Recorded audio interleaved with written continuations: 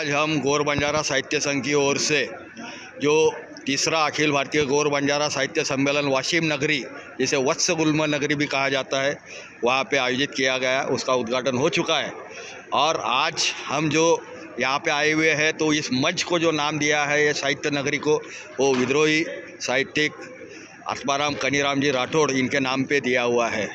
और आत्माराम जी का एक ऐलान था कि वो शुरुआत ही करते थे अपने भाषण का, तो बोलते थे कि दुनिया के सभी अजूबे आपने देख लिए, लेकिन यदि आपने भीमबेटका और जो आदमगढ़ है होशंगाबाद के पास, जहाँ की 10,000 से लेकर 50,000 की साल की गुफाएं है, वहाँ पे भित्ति चित्र है आदिवासियों की, तो वो कहा करते थे कि ये सबसे बड़ा सबूत है कि आदिवासी यहाँ के जो है जल जंगल ज़मीन के मूल मालिक है। इससे बड़ा सबूत कोई नहीं है और दुनिया का सबसे बड़ा अजूबा भी यही है।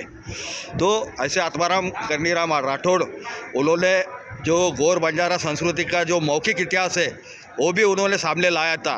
वो कहते थे कि सिंधु नदी रे पाड़ेम सप्त सिंधु रे राड़ेम आर्य दामड़ियों दामड़ लगा गे रे मार सेना नायक, यानी सप्त सिंधु के प्रदेश में हम बहुजन जो आजीवन धर्म का पालन करते हुए हम समतामूलक स्वातंत्र्य, समता, बंधुता, सामूहिकता, सामुदायिकता ऐसे रहते थे, लेकिन आर्य आए और अग्नि और घोड़े से और लोहे के जो हथियार थे और कूटनीति से वो हम पे विजय पाई और हमारे बांध उन्होंने तोड़े और हमको मार भगाया। और जब से विस्थापन ये जो है आदिवासियों का चालू है।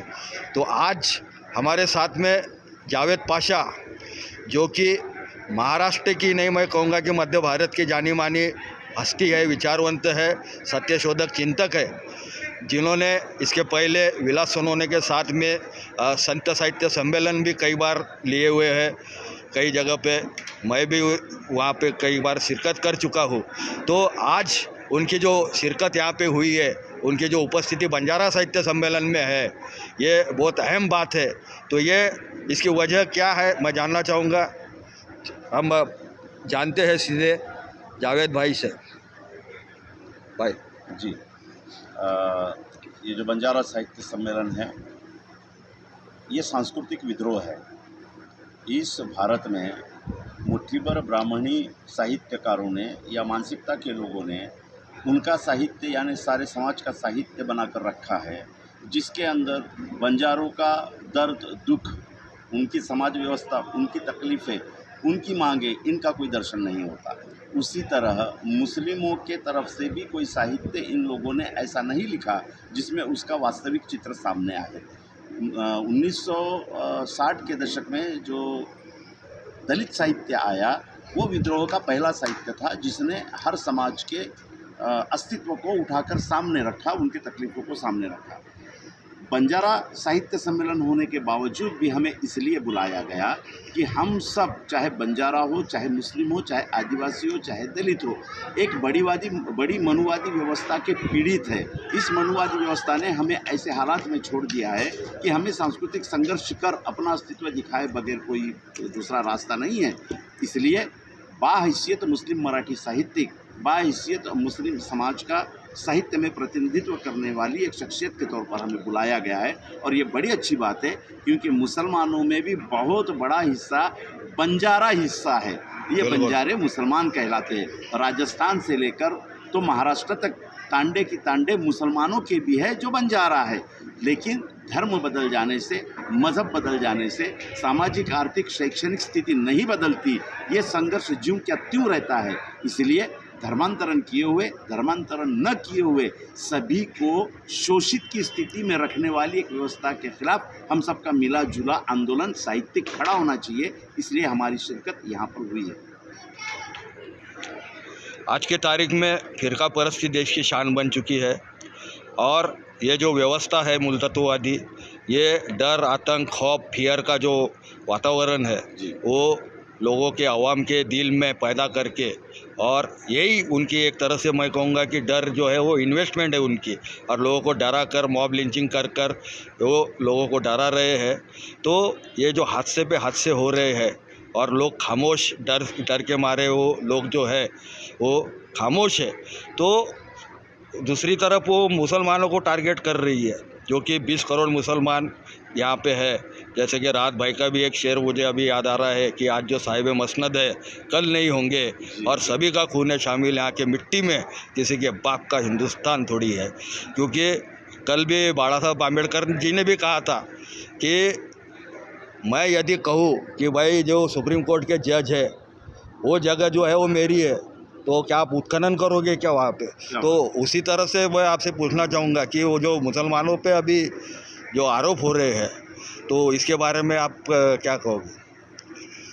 इस देश का बहुसंख्यक हिंदू समाज समझदार है, इस बात में मेरा विश्वास है। आंदोलन में रहने वाला हिंदू ओबीसी समाज, आदिवासी समाज, इन लोगों से मेरी गुजारिश है, आप राष्ट्रीय स्वयंसेवक संघ के ट्रैप को समझिए, हिंदुत्ववादियों के उस षड्यंत्र को समझिए जिसमें वो मुसलमानों को लगातार विलन बनाकर पेश कर रहे हैं। इस देश में 800 साल तक बाहर से आए हुए मुस्लिम शासकों ने शासन किया है और यह इतिहास है। बाबर ने किया, उसके बाद में उनके बेटों ने किया, उनके बेटों ने किया, हुमायूं ने किया, अकबर ने किया, शाहजहां ने किया, औरंगज़ेब बादशाह ने किया। 800 साल का राज ये यहाँ के 95% मुसलमानों का राज नहीं है। राजनीतिक व्यवस्था एक अलग सिद्धांत है और सामाजिक परिवर्तन में समानता के लिए, मानवीय अधिकारों के लिए इस्लाम में आकर मुसलमान बनने का इतिहास अलग है। दोनों इतिहास अलग है। लेकिन ब्राह्मणवाद क्या करता है? ब्राह्मणवाद ये दिखाता है, मनुवाद ये दिखाता है कि 800 साल राज करने वाले मुसलमान, ये महाराष्ट्र के, भारत के 95% मुसलमान जो अनुसूचित जाति जमाती ओबीसी से समता के लिए इस्लाम में आए हैं, जो सूफियों के द्वारा आए हैं, मुग़ल सल्तनत आने से पहले मुसलमान हुए हैं। 7वीं, 8वीं, 9वीं, 10वीं, 11वीं सदी में इस भारत में 23% मुसलमान गांव खेड़ों में दिखता है। ये 23% मुसलमान का किसी भी तरह का कोई संबंध राजनीतिक व्यवस्था से नहीं है। इसलिए ये सिद्धांत आरएसएस का मूलतः झूठा है कि भारत के मुसलमान मुगल के वंशज है या बाबर और औरंगजेब के वंशज है। बिल्कुल नहीं। हकीकत क्या है मैं बार बार पूछना चाहता हूँ। भारत के मुसलमान ये पुराने शूद्र हैं और शूद्र के पास में कोई भी अधिकार नहीं थे, शिक्षा नहीं थी, संपत्ति नहीं थी, कुछ नहीं था। तो आज भी आप मुसलमानों में 80% लोगों की हालत देखोगे तो उनके पास में ना संपत्ति है, ना नौकरियां है, ना शिक्षा है। ये समाज जो मुसलमान बना ये राजनीतिक परिवर्तन करने के हैसियत में है ही नहीं, क्योंकि परिवर्तन के लिए साधन लगते हैं। तो साधन तो ब्राह्मणवाद ने पहले ही खींच लिया था। फिर बाहर से आए हुए इन मुट्ठी भर मुसलमानों ने 800 साल इतने विशाल हिंदुस्तान पे राज कैसे किया? उसका मूल सिद्धांत ये है कि ब्राह्मणवाद ने 800 साल तक मुगलों की, तुर्कों की, पठानों की गुलामी की, उनके साथ में रोटी बेटी व्यवहार किया। मुगल बादशाह के औरतें निकालो तो उसमें से जितने औरतें होंगे उसमें से ज़्यादातर औरतें इसी उच्च वर्णीय हिंदुओं से आई हुई है। इसका मतलब मिली जुली सरकार रही है 800 सालों तक। लेकिन अभी ऐसा क्या हो गया इन लोगों को? जो संस्कृत पढ़ने नहीं देते थे शूद्रों को, उन्होंने बादशाह औरंगजेब बाबर को देवो भव संस्कृत में कहा है। जो संस्कृत पढ़े शूद्र उसका गला काट देते थे, उसकी ज़बान काट देते थे। और तुमने उसी मुसलमान के लिए देवो भव कि तुम हमारे देव हो कहा संस्कृत में। मंदिरों में प्रवेश बनता शूद्रों के लिए और तुमने उनको देव कहा। फिर अभी वो विलन क्यों लग रहे? उसकी मेख मैं आपको बताता हूँ, उसकी जड़ मैं बताता हूँ। क्या हुआ इस देश में ब्राह्मणवाद को चैलेंज करने के लिए महात्मा ज्योतिबा फुले ने आंदोलन चलाया और महात्मा ज्योतिबा फुले ने सीधी लाइन आंक दी कि ब्राह्मणी धर्म के उच्च वर्णीय और अब्राह्मणी धर्म के बहुजन, जिनमें मुसलमान, ईसाई, सिख, बौद्ध सब आ गए। इसी आंदोलन को आगे बढ़ाते हुए छत्रपति शाहू महाराज ने पहली बार आरक्षण का सिद्धांत लाकर ब्राह्मणवाद के धर्म पर आधारित वर्चस्व और एकाधिकार को तोड़ा। उसके बाद में डॉक्टर बाबा साहब आम्बेडकर आते हैं, जिन्होंने एक व्यक्ति एक मूल्य कह के ब्राह्मणी धर्म के विशेषाधिकार को तहस नहस कर दिया। अब भारत में जितने हैं वो भारत के नागरिक हैं, लेकिन इनके पास में एक हथियार है वोटिंग का, जो ब्राह्मणवाद के धार्मिक व्यवस्था को नकारता है। अब ब्राह्मणवाद चाहता है कि ये वोटों का अधिकार एक तो खारिज हो जाए या तो धर्म अधिकार में बदलकर उनका फिर गुलाम हो जाए। इसीलिए सीए, एनआरसी वगैरह ला रहे हैं। अब वो खोद कर निकाले हैं कि ज्ञानव्यापी मंदिर में शिवलिंग है, इधर शिवलिंग है, उधर शिवलिंग है। इनके पास में हिंदू मेरे भाई को बहकाने के लिए दूसरा क्या मुद्दा है? अरे कोरोना में आप बुरी तरह मरे, जलाने के लिए आपको स्मशान में लकड़ियां नहीं मिली तो रेती में दबा दिया, रेती उड़ी तो आपके हज़ारों लाशें दिखे। आज 80% उद्योग धंधे बंद हो गए। 130 करोड़ में से 45 करोड़ लोगों के पास में नौकरियां नहीं है। 21 करोड़ लोगों की नौकरियां चली गई। शिक्षा 2 साल से कोरोना काल में बंद हो गई। आज शिक्षा का पूरा व्यापारीकरण हो गया, निजी कंपनियां बेच दी। ये सब शोषण किसका हुआ है? मुसलमानों का नहीं हुआ है, क्योंकि मुसलमान निजी कंपनियों में नहीं थे, क्योंकि मुसलमान सरकारी नौकरियों में नहीं थे। मुसलमान तो मेहनत की खाता है, सुबह उठता है शाम तक पसीने की जो अल्लाह दे पसीने से कमाता है, खाता है। उस पर इसकी मांग नहीं, एक बात इसमें ये भी है कि सबसे ज़्यादा हुनरमंदी है जो मुसलमानी में पाई जाती है, ये तो है। इसके पीछे भी क्या राज है? हाँ, ये है, लेकिन पहले वो बात कंप्लीट कर लूँ कि सबसे ज़्यादा शोषण इस ब्राह्मणवाद ने, मनुवाद ने, अभी की सत्ता ने, राजनीतिक सत्ता ने हिंदू भाइयों को किया है। लेकिन हिंदू भाइयों को भरमाने के लिए वो मुसलमान को विलन बना के बीच में डालती है ताकि वो मुद्दों को बहका सके। अब मुसलमान हुनरमंद है। क्यों हुनरमंद है? मैंने पहले कहा कि मुसलमान 18 पगड़ जातियों से आता है, और 18 पगड़ जातियों को ब्राह्मणवाद ने 2000 साल पहले ही शिक्षा बंद कर ली थी। लेकिन जिंदा रहने के लिए उत्पन्न तो करना पड़ेगा, तो वो खेती करने लगा, वो लोहार का काम करने लगा, वो सुनार का काम करने लगा, वो नाई का काम करने लगा, वो चमड़े का काम करने लगा, वो बर्तनों का काम करने लगा, वो चूड़ियों का काम करने लगा, वो कसाब का काम करने लगा। अरे जो हिंदू समाज की 18 पगड़ जातियाँ करती है वही काम मुस्लिम समाज करते हैं। दोनों मेहनत कश है और दोनों को गुलाम बनाना यहाँ का ब्राह्मणवाद चाहता है। लड़ाई उससे है, न कि हिंदू मुस्लिम की लड़ाई है। बिल्कुल सच बात है कि सीए एनआरसी का जो है उसका सबसे ज़्यादा जो नुकसान है वो जो घुमंतु है, घुमंतु जाति है, डीएनटी और आदिवासी है, क्योंकि आसाम उनके में दिखाई दिया ना। हाँ, आसाम में जो 30 लाख लोग एनआरसी के तहत बाहर कर दिए गए, उसमें से एक ज़्यादा से ज़्यादा 6-7 लाख मुसलमान होंगे। बाकी तो 25-30 लाख जो हैं, यानी 28 लाख लगभग, ये तो बेचारे अनुसूचित जाति जमाती के हिंदू समाज के लोग थे जिनके पास में कोई डॉक्यूमेंट नहीं थे। तो ये चाहते ही हैं कि अनुसूचित जाति जमाती के लोग आरक्षण के द्वारा जो आगे आ रहे हैं उनको भी तहस तहस कर दिया जाए। ये तो देश को अशांत रखना ही चाहते हैं। अशांत रखने के लिए ये बौद्धों के खिलाफ ज़्यादा यलगार नहीं कर सकते, सिखों के खिलाफ कर नहीं सकते, क्रिश्चियन बेचारे 2% है, प्रतिक्रिया दे सकता है मुसलमान, इसलिए ये मुसलमानों पर इतना हमला करते हैं कि मुसलमान प्रतिक्रिया। लेकिन हमने मुसलमानों के बीच भी बहुत यानी काफ़ी मैच्योरिटी दिखी जी कि बिल्कुल वो शांत रहे और इनके उकसाने के बाद भी उन्होंने कुछ भी प्रतिक्रिया नहीं दी। नहीं, इस बार बहुत अच्छा हुआ। जैसे महाराष्ट्र नवनिर्माण सेना के अध्यक्ष हैं जो कभी नवनिर्माण के लिए रोजगार और इस पर बातें किया करते थे, शिक्षा पे, अचानक भूंगों पे आए।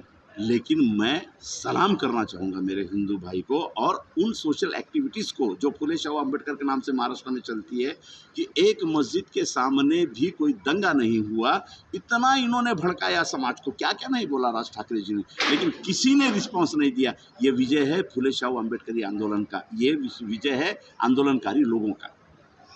लेकिन एक बात है कि ये जो अराजकता ये फैलाए जा रहे हैं और ऐसे संवेदनहीन और संवादहीन जो सरकार है, क्योंकि वो डायलॉग भी नहीं करना चाहते हैं, तो इनसे फिर ये डायलॉग भी नहीं करना चाहते तो इनसे कैसे निपटा जाए? बस एक ही उपाय है। डॉक्टर बाबा साहब आम्बेडकर ने कहा था कि मैं आपके पास में ये सारी व्यवस्था बदलने का या व्यवस्था बनाने का एक ही हथियार दे रहा हूँ, वो वोटिंग है। अगर वोटिंग का सही इस्तेमाल यहाँ के अनुसूचित जाति जमाती और अल्पसंख्यक लोगों ने किया तो व्यवस्था बदल सकती है। और अगर 2024 में हम व्यवस्था बदलने में नाकामयाब रहे तो यूँ समझिए कि 200 सालों तक ये लोग हमारे भारत को अपने सनातनी भारत में बदल देंगे और फिर वही संघर्ष हमें करना पड़ेगा जो बुद्ध से चलकर आखिरी मुसलमान होने तक यहाँ का संघर्ष चला है, जो बुद्ध से लेकर ईसाई को करना पड़ रहा है और जो बुद्ध से लेकर यहाँ के बंजारा इस साहित्य सम्मेलन में उसी स्वरूप में जो संघर्ष करना पड़ रहा है वो वैसे ही चलता रहेगा। तो 2024 में बगैर सत्ता परिवर्तन के हम कुछ नहीं कर सकते। बिल्कुल सच बात। और ये थे हमारे साथ में आज जावेद भाई पाशा, जो कि संत साहित्य के भी गाढ़े अभ्यासक है। उसी तरह से जो तारीख है वो सत्य इतिहास है उसको भी उन्होंने सामने लाया है। जैसे छत्रपति शिवाजी महाराज का सत्य इतिहास सामने लाने में भी उनकी बहुत बड़ी अहम भूमिका थी। तो बहुत बहुत शुक्रिया जी, शुक्रिया जावेद पाशा भाई जी, धन्यवाद।